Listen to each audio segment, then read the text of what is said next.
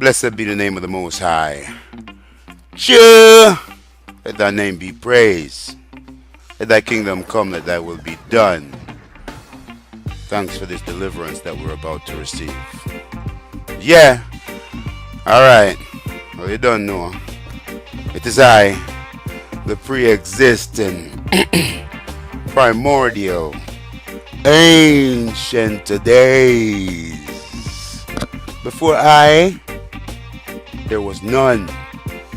After I, there shall be no other.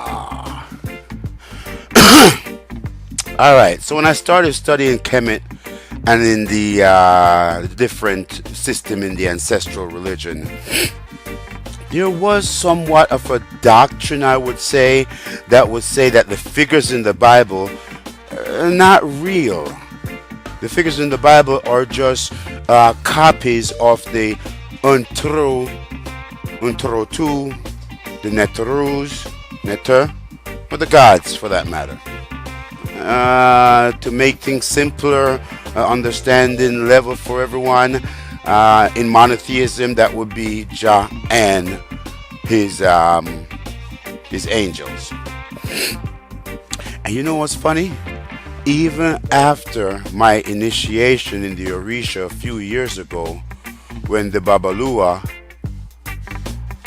the high priest, says, until the day that you die, you shall be Shango. And I still didn't put it together. As a matter of fact, I was running with that for a little bit. I literally ran with that, doctrine for a little bit. Let me explain a couple of things to you. Alright? I'm going to make this real quick. You may think it's irrelevant, but I'm going to connect it all together. Within your body, you got 7 chakras. The groins area is the I have. Your navel chakra is the I feel.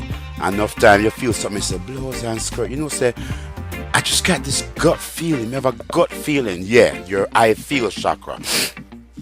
Your next chakra up is your power center, your solar plex chakra. I'm going to skip over the biggest chakra, the heart chakra, for a specific reason. The next chakra up above that, you have your mouth, throat area, your Mahakeru. He that has a true voice, he that speaks with a true voice. I'm Mahakeru. I have a true voice, coming like lad. Alright? Which is your I speak. Your third eye region is your I see center, and your crown chakra is your I am center, your I am presence. All right. Now think about that for a second. Then we're in this super ginormous cell, because that's what this solar system is, a big cell with electrons, protons, and neutrons, all that going around within the big cell. The electrons and protons, of course, are planets this time, right? Think about this. So you got 3 inner planets, I believe Mars, Mercury, Venus, Mars. And then you have this other big planet. Remember, I skipped over the heart. I'm going to skip over this big planet too, this giant planet that we call Jupiter. For the same reason. Follow me, we're going somewhere. Alright, then you have these 3 outer planets, Saturn, Neptune, Uranus, what have you. You notice the similarity? When you study the occult, this theme becomes prevalent. As above, so below. That theme is still prevalent in any ancestral religion. That's why they keep telling you, know yourself. If you know yourself, you'll know the universe. If you know yourself, you'll know God. Now, the reason that I'm going into all this now, think about this. If I'm operating in the Orisha system to where a part of my name will be my divine name, my part of my name will be Shango. So my brethren call me and say, yo, Shango, come and do so and so and so. My mission will come back to me. Likewise, if I'm operating under the Akan system, I would be Yao. The virgin say, yo, come go sir. Ba ba ba. My mission come back to me.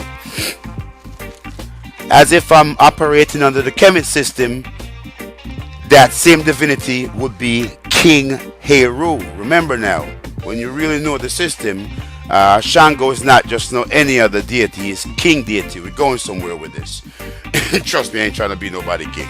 Alright? Same if you study the Akan, you're talking about King Yao. Alright?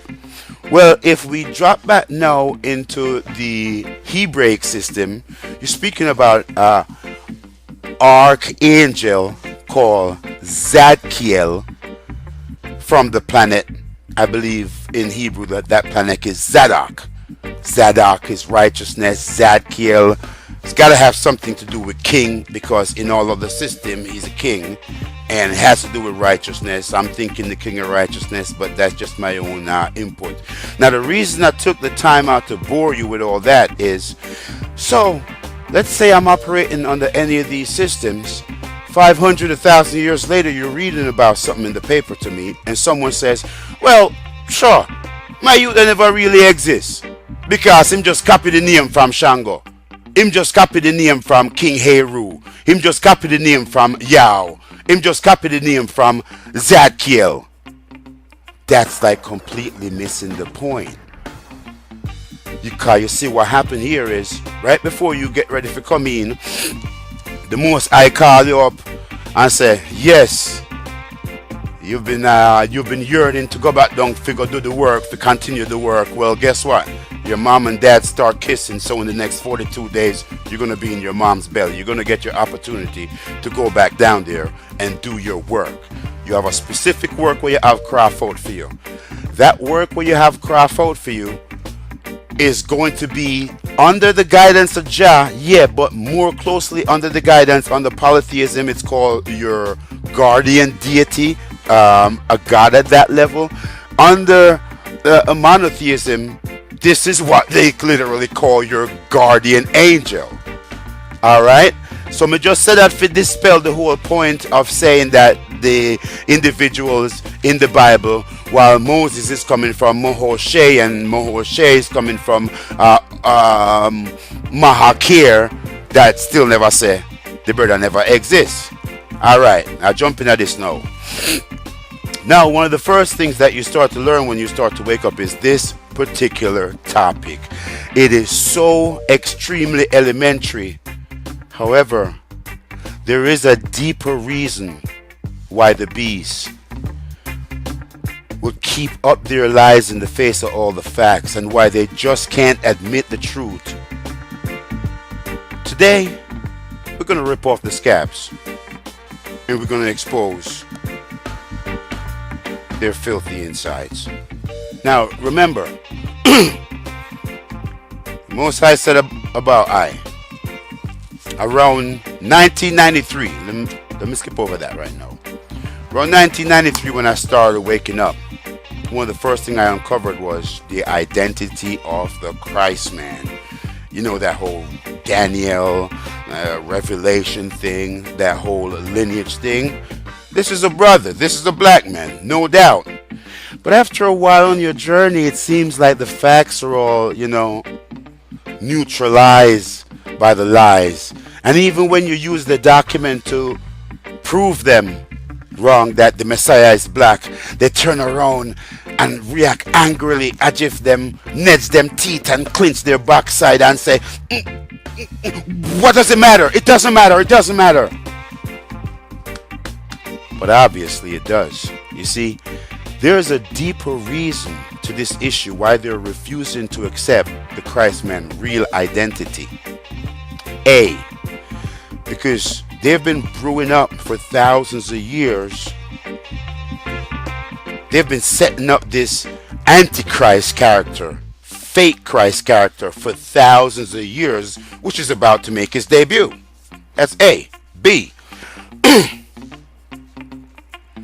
because if they accept for 1 second his true identity, then they will have to accept that they've been killing, enslaving, and cursing his people for the last umpteen hundred years.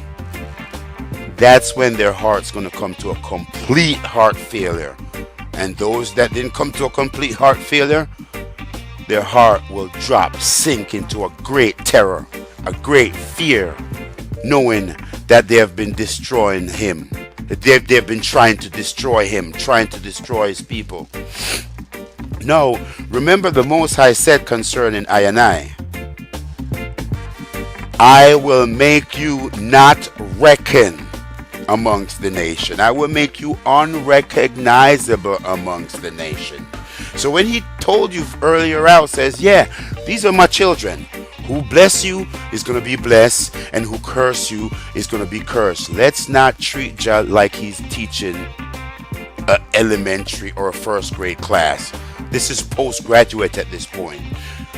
You could bet your bottom dollar if the big man said, these are my children, who bless these people are going to be blessed, and who curse these people are going to be cursed. That's going to come with a hella complexity towards it. Because when he turned around, he again told his people, listen, you guys are screwing up.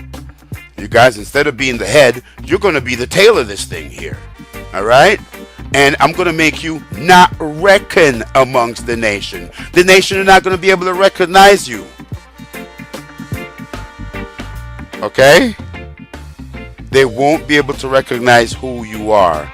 It's so funny. I had a conversation with a person a while back, and I thought that my point of view was extremely evenly keeled. Was even keeled.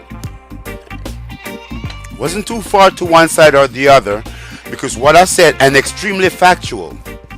What I said was, you know, if these people, what I said was, the average Joe,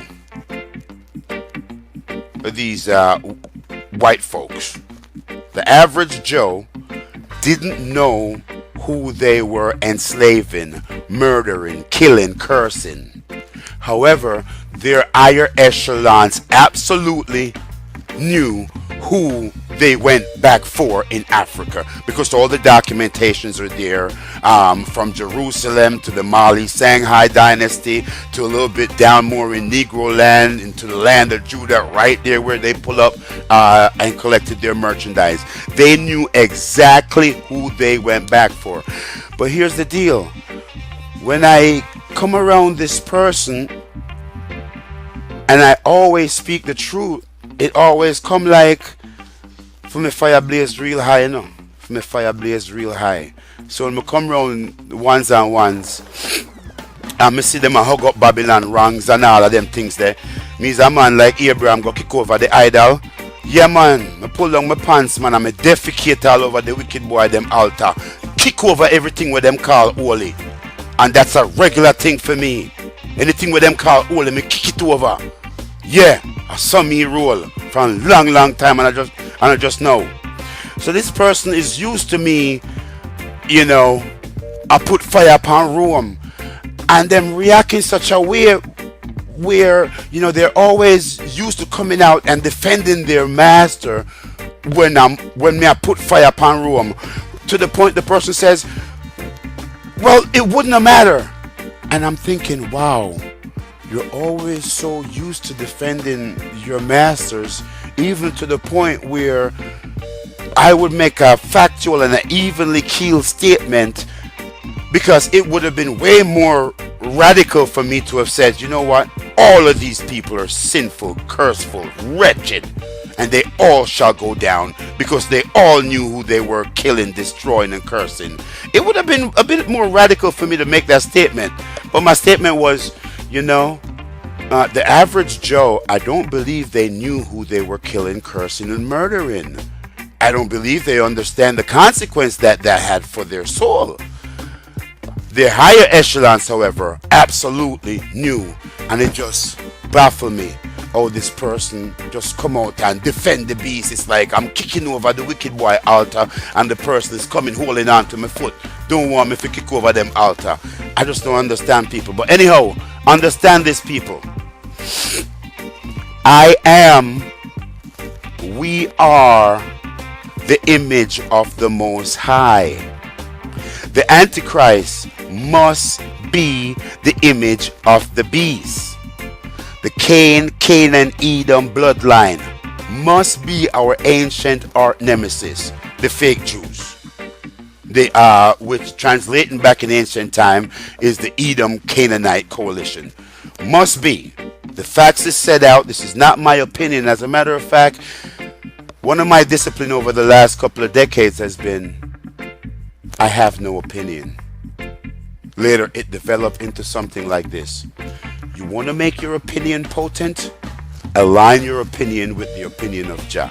That's the only time your opinion is going to make sense.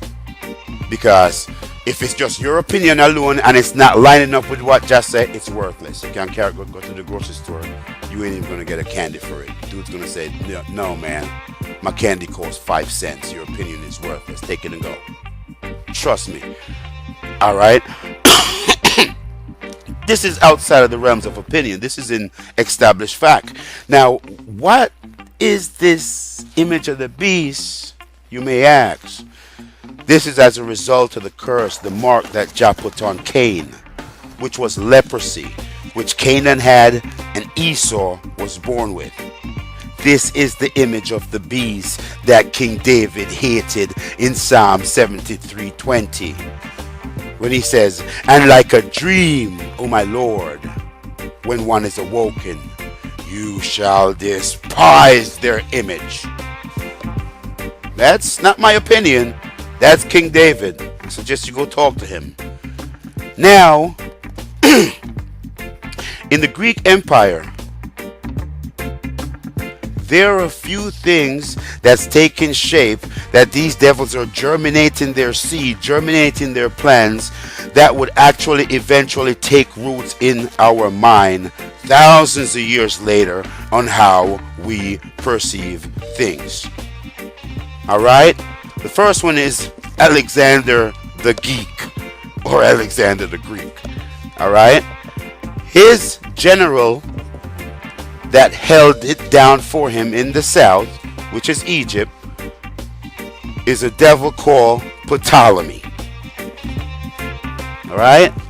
Now they set up an image of their Christ, of their fake Christ, their fake image, their fake savior, which is actually a representation of the Antichrist to come.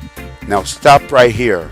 Jump back 500 from the Greek time, 300, around 300 BC. Jump back around 500 from there. You're going to be up in the Babylonian Empire. There's a guy in the Babylonian Empire. He wanted to build a statue and have everybody worship. And who didn't worship the statue?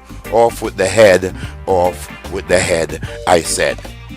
Who didn't worship the statue? Get it. Guess what? Another side to it is that statue was a statue of Nebuchadnezzar. So just like how Nebuchadnezzar set up a statue of himself for the world to worship, so does these people now continue in that tradition of setting up their image of the beast, an image of Canaan, Esau, with that leprosy, image of the beast quality. All right? Make that connection and come back here. We're going somewhere. Pay attention, pay attention, pay attention. It's going to be on the test. Come on. All right? They made up this image called Sotir. Now, I should have cross-referenced this on Google before I run this. But I believe if you go into salvation and look for what salvation is, something will come up called soteriology, which is what they claim to be the study of salvation. You better move on, go. All right. Anyhow, this is a Edom Canaanite leprosy image. This is an Antichrist prototype that they had the people worship by punishment of death. Pay attention, pay attention, pay attention. We're going somewhere. All right. Another important event was around 125 BC when they said one of the last actual ruler in Jerusalem, that was Judah, was around 125 BC, a guy named John Hyrcanus. Well, he conquered all of Edom, Idumea. And instead of putting them to the edge of the sword, he made the epic mistake that Joshua made thousands of years before him. Instead of wiping them out, he incorporated them into a new society that now was formerly called, you had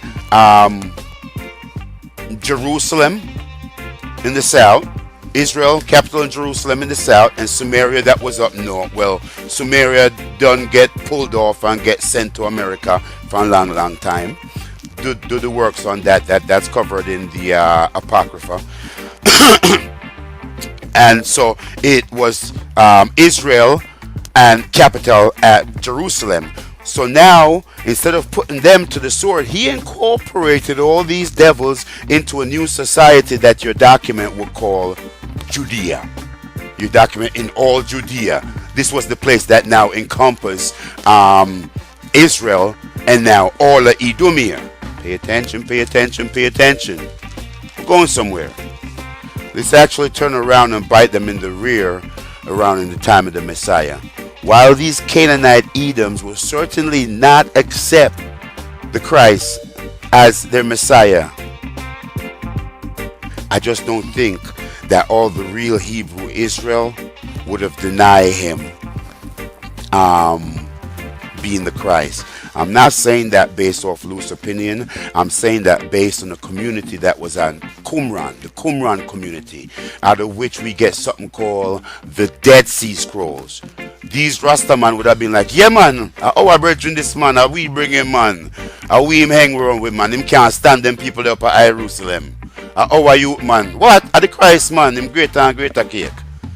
You know, those Nazarene sect right there would have recognized him. But anyhow, we're not getting to that.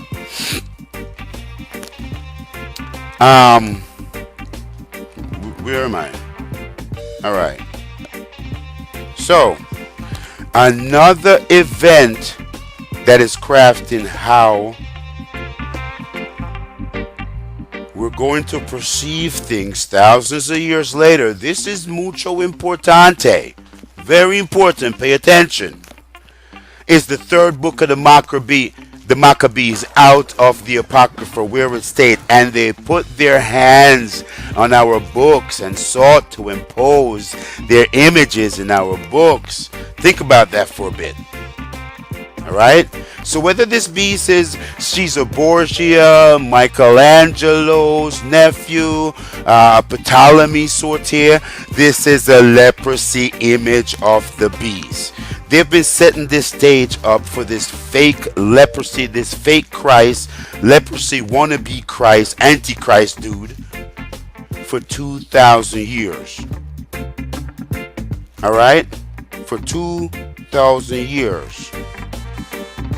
The Antichrist, and here's the point, the Antichrist must come from the bloodline of Cain, Edom, Canaanite. Must come from that bloodline. The Christ showed this by issuing them out the greatest condemnation in the whole Bible. He serpent, offspring of vipers. He doeth the work of your father. That one is a liar and a murderer when he started out.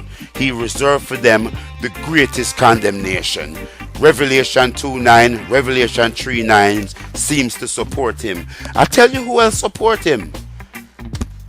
This guy with them called King David in a Psalm 73:20, where it says, and like a dream, O my Lord, when one is awoken, you shall despise their image. So, get a little water here. So, under today's standards, under the rule of the ADL and Benai Brit, who wants to stop everybody from speaking the truth, you know, I think these words from King David and Yahshua the Messiah would actually constitute anti-Semitism. Could you imagine Could you imagine having to deliver that message to King David? Hail the Most High! Hail the Most High! Jah! Long live the king! Long live the king! When him say I mean, say, Ayo, come in, my youth. Come in, family. And I try to explain to him what I want now. He said, well, King David, sir, I just got a call from the ADL. They're taking issues with your Psalm 73:20, sir. Something having to do with anti-Semitism. ADL. Who names so? Hey, me murder a boy with me sling, you know, coming around with a Philistine. As a matter of fact, go ask Yahshua and see if he's ready for a bound them down. Sir, yes, sir. Long live the king. Hail the Most High. Go and check the master now. Master, master. Rabbi. Who goes? It is I, thy servant. Are you family? Come in, come in. Master, master. I just got a call from the ADL. They're taking issues with you saying, you know, with your offspring of vipers, usurping offspring of viper line. Something to the effect of anti-Semite. Flames. Melt them down. Yes, we're going to have fun with this because when the information are revealed, we don't have to be upset anymore and I walk around angry anymore because we see how Jah work out the whole thing. Alright? The biggest reason why they will not accept the real Christ is because they are antichrist by nature. Alright? So, let me, I don't know, ask a couple of probing questions to try and ascertain if one fit the criteria of the Antichrist. If you as an individual or you as a group or a race cannot accept the Christ true identity as laid out in the documents which everyone knows as the word of the Most High, you know, that Daniel revelation thing, the whole lineage thing, either because you're trying to set up your fake or your false Christ, or you're trying to go with a fake or false Messiah, or I don't know, maybe you want to get away with all your atrocities, so all the atrocities that you commit against his people, so you just can't admit that, you know, well, yeah, that's you. Guess what? You're an antichrist by nature. That whole group that refuse to accept is antichrist by nature. Wow. It's a possibility I just cleared out like 90% of the arena. Now, if you're black person who believes in a Christ who looks white or doesn't look like the description in the Bible, well, while you may not be antichrist, you're certainly just anti-smart, anti-common sense, anti-well-read. Silly Negro. And you just may have the spirit of the Antichrist right in you. But anyhow, that's your business. My top picks for Antichrist. Yeah, this guy right here. Always a safe pick. You can't go wrong. If he's not the Antichrist, as you know, the audience of the Seventh-day Adventists and most of them would have you think, he damn sure is a Antichrist. Got all the qualification. Edom, Canaanite, crypto Jews, Jesuit, running Rome. Always a good pick. How about this guy right here? Yeah, the last Roman emperor. He got all the qualification. Leprosy, image of the beast, crypto Drew. Is it Drum, D-R-U-M-P, or T-R-U-M-P? Man, they're always changing their freaking names. I think the Bible said that too. Anyhow, how about this little offspring of Viper right here? Every time I see dude on TV, I think he's going to come out and say, hi, I know you think I'm Jared Kushner, but my actual name is Damien. And I just came out of the movie The Omen. Remember me? Point is, the real Christ must come from the loins of Judah. Must have the image of the Most High Jah. And like Adam, all creation bow to the image of the Most High, so too will all creation bow to the image of the Most High through the real Christ, the black Christ. Again, the Antichrist must come from the serpent blood of Cain and Esau seed. Must have the leprosy image of the beast. Must. All precedents set, all precepts established. Nebuchadnezzar, I set up him image. I want to have people worship. Ptolemy Soter, I set up this image. Claim saying want people worship. The Maccabees, where them say, yo, we just like go put our image them in your book. All of these precedents has been set. Alright? All of this has been set. Now, this again, I'm going to emphasize, this is the same lineage where King David Lambias said, when you awake, you shall despise their image. The same lineage that Yahshua said, Lambias again, ye serpents, offspring of vipers. Here is the bottom line.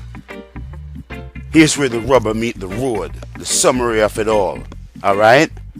This heavenly kingdom on earth to come is a black kingdom led by a black Christ.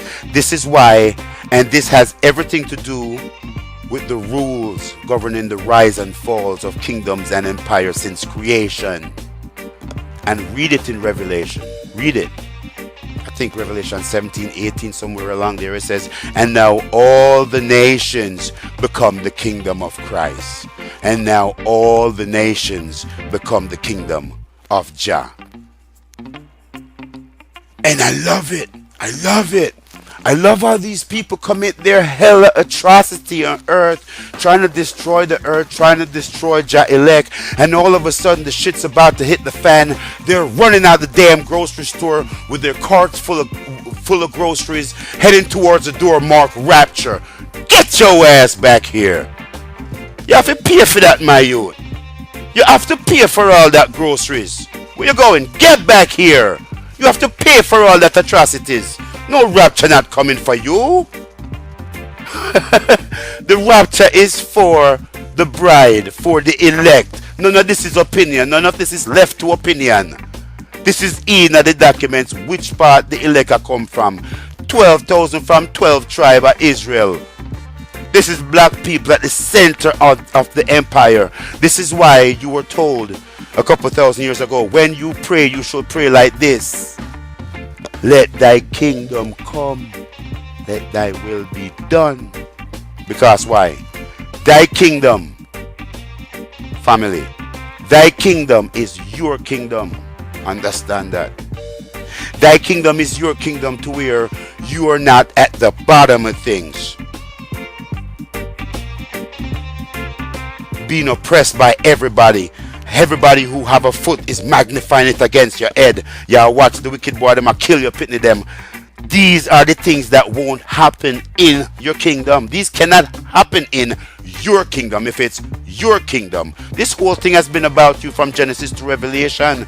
Thy kingdom is your kingdom that the Most High Jah will establish in righteousness that will never end. This is a black kingdom, a black Christ. Anyhow, that's my point today. Hail the Most High Jah.